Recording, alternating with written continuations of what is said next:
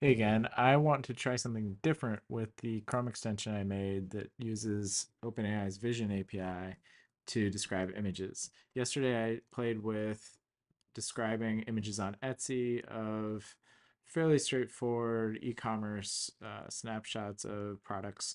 And today I want to try something more complex, a visual flowchart of a decision tree about what to do depending on the weather in looks like a UML diagram. And I created this in Figma.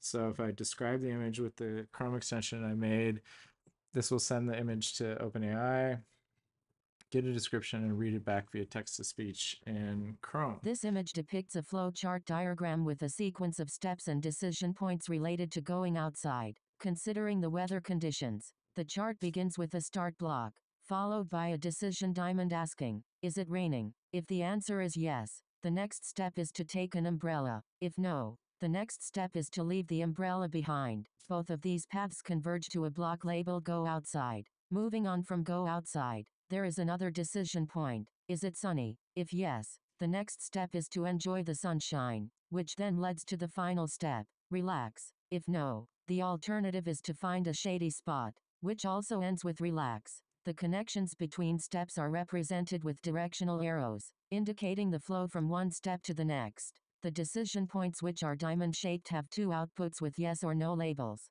representing branching paths based on the conditions. Overall, this flowchart is a simple decision-making tool to determine actions based on weather conditions before going outside. This is so cool, and especially because other image recognition and historically description tools don't capture this level of detail and meaning.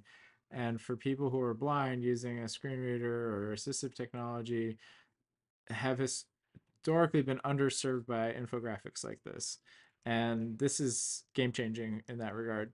I think a next step would be to get this working actually within Figma, so that you could get descriptions as a blind user, as a blind designer, using Figma, potentially also for SVG content.